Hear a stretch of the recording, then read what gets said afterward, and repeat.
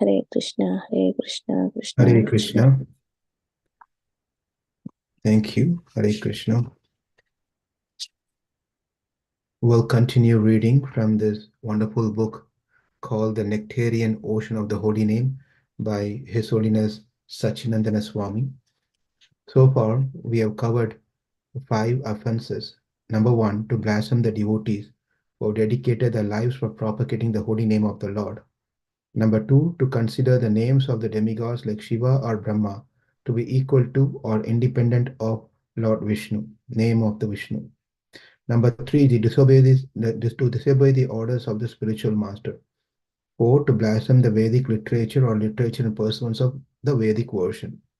5, to consider the glories of chanting Hare Krishna to be imagination or exaggeration. So we are halfway through in covering the offenses, 10 offenses.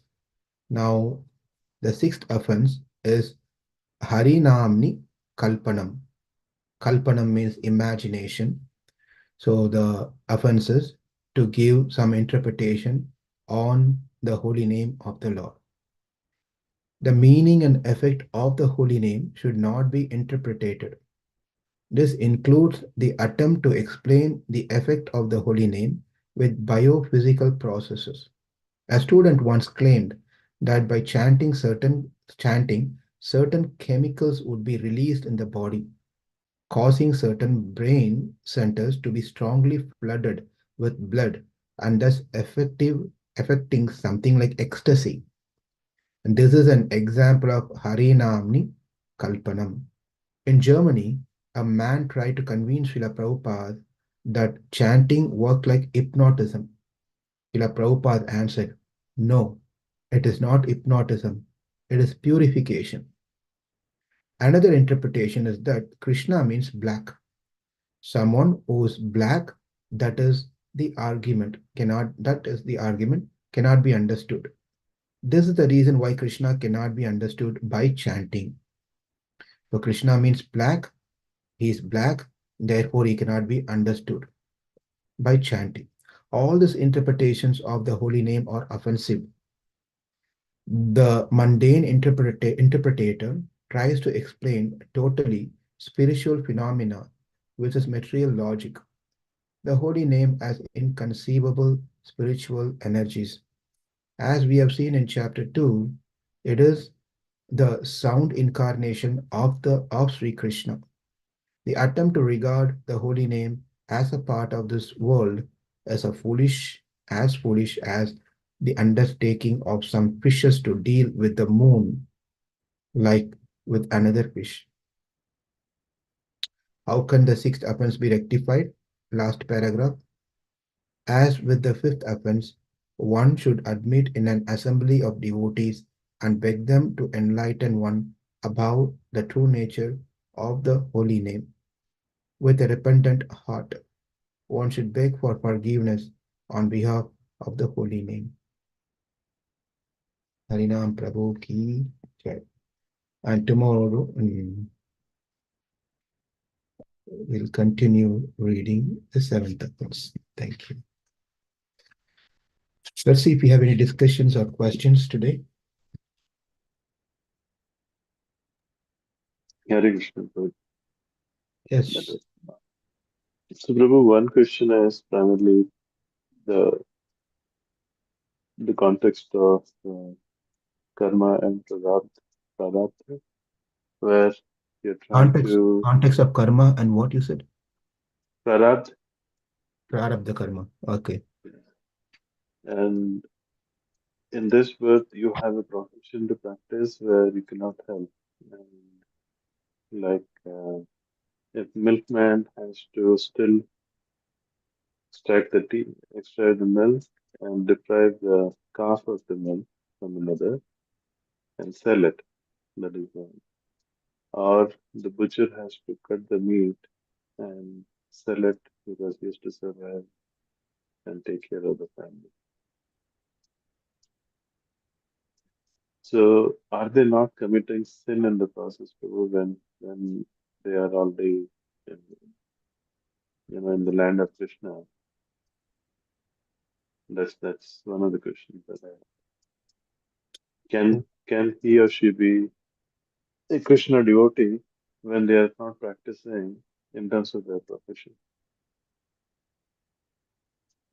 I'm trying to want to repeat the question. So, of course, a little bit I'm trying to understand. So there's a milk, a person, Milkman. yeah, a person who milks the cow, Yeah, and does he get sin? And then the butcher, the seller of meat, yeah. does he get sin? Is that the straight question, or do you add Yes, being a yes. land of you? I can't understand when you said land of Krishna, something you said. I said in the word of Krishna, still Oh, they are practicing their occupation or survival. At the same time, can they be disciples or believer of Krishna? okay, okay. Okay, so first thing is that everyone has their certain duties, and meat eating itself. Let me address the meat eating part, and then come back to the milk part. Milk part is very simple. Milking cow is not sin, uh, as long as. But what happening current day is complete sin. Yeah, that's not the way that we have to take the milk out of the mother cow. The traditional way is to let the calf take the milk as much as it want, and whatever is left over on the udder of the mother, that milk is what has been taken out, and it is recommended it's taken out for the health of the cow. Plus, also, milk is not considered to be a non-vegetarian item. It is not, and it is recommended in the scriptures. Milk can be consumed, right? It is not. We don't go on to the concept of vegan concept. It is not meat at all. If the śāstras says even the meat is a Satvic food, then we should take it. So the question is, it's not about whether we are vegetarian or non-vegetarian meat eater. It is the question about whether the food is considered recommended by the scriptures as a Satvic food or non-Satvic food. So we should not be calling ourselves as we are vegetarians. We are Satvic people.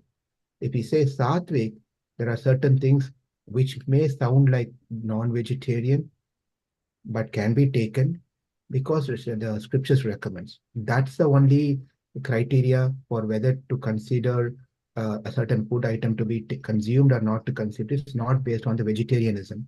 It's based on whether the food is falling into Satvic or non-Satvic. That's the rule we should understand. Otherwise, we'll get into the questions of whether the milk is vegetarian or egg is vegetarian, all those things. Right? So that's number one. So there's no sin in that one. And milk. The second question is someone's profession is considered to be meat selling or meat. Um, so two things are there. Two examples are there in the scripture itself. One is the example of there's one of the example of a butcher where we see where Dharma Vyuga was a butcher. He was very professional, but the interesting thing is he was very exceptional also because all the great sages and munis and rishis, everyone line up in his house outside to ask Dharma question, Dharma Sandeham. I mean, all the queries from Dharma, they stand in front of his house until he finishes his business and he comes and asks, what's your question? And they ask that question and clarify the question with him and then they go back. That's very exceptional, very, very exceptional. Whereas we also see another story of where Narada Muni and comes, you all know the story where he comes and says, what are you doing here? You can't kill this animal half, either the half killer, right?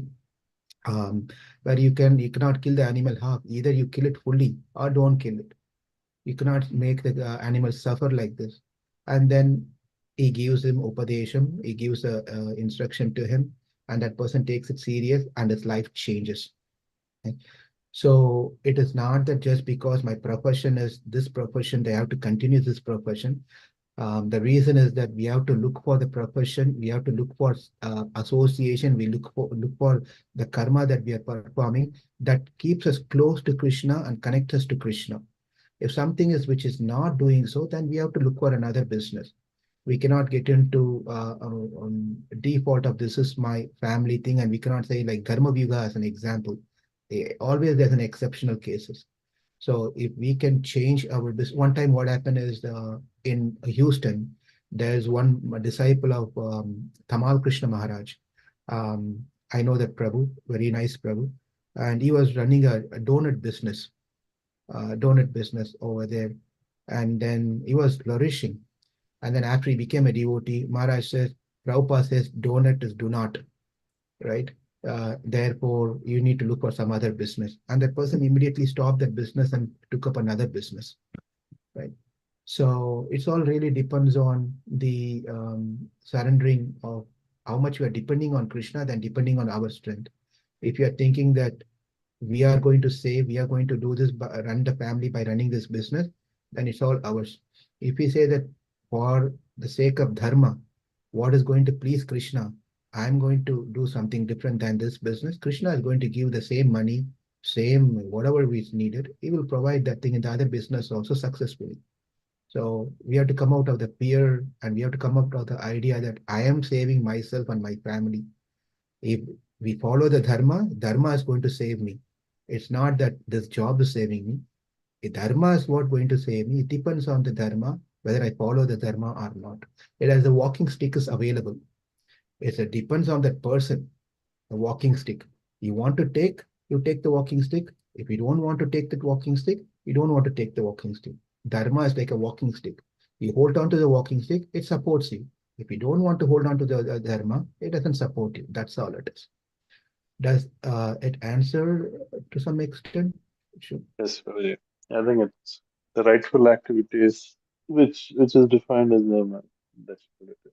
Good. Yeah. But then if someone is really not ready to feel that this is how I can survive, well, that's the level of bhakti, that's level of surrender, not to get into too much of criticism or think that they are bad. That's all it is. And but they are a devotee, an aspiring devotee. Krishna will help them to bring them to the next level.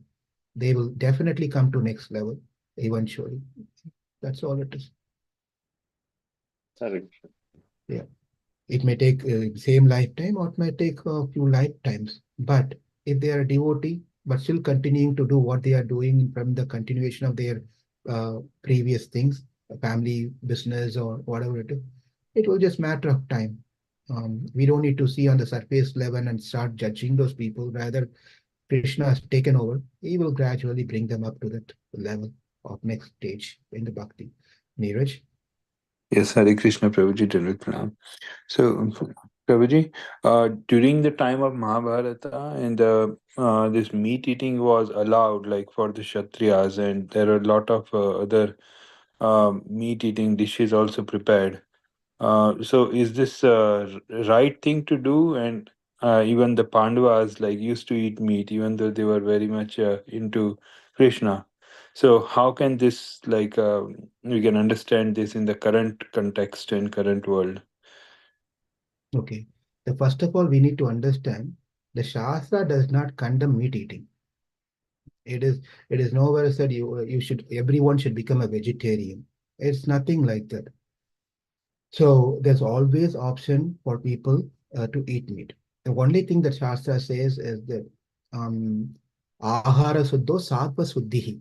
That is ahara suddhi. If you eat the purified sattvic food, that increases your capacity of thinking power towards Atma and towards bhakti. So if those who are interested in wanting to develop spiritually their consciousness, then the food that is going to help is purified food, sattvic food. And not just sattvic food, then food that's offered to Krishna. Please refer to please refer to 3.13 in Bhagavad Gita, where Prabhupada has given in this purport the explanation of this one. Also in 2.46, I can't remember, but definitely 3.13. You can find the verse and then the purport. Therefore, the simple thing we need to understand is vegetarianism is not for everyone. It is for those who are seriously wanting to progress in spiritual life. right? That said, now it is not mandatory, it is not a must that all the Kshatriyas also must take it. Even if they take it, it is allowed for them to take it, and it's allowed for them to take it in a way for them to give strength because of whatever they are doing, and with an exception. That's all. And even they are not going to eat like how nowadays people are eating every day for morning breakfast and afternoon and night and 7 days a week. It's not like that. They don't do that one. And even what they eat is all restricted to certain meat only, not anything and everything. Okay. So the basic point is even the Kshatriyas, if they are on the spiritual path, they do not eat. So it's just a matter of who we are and what we want to do in our life. So that's all it is. Neeraj, you want to have a follow up on that?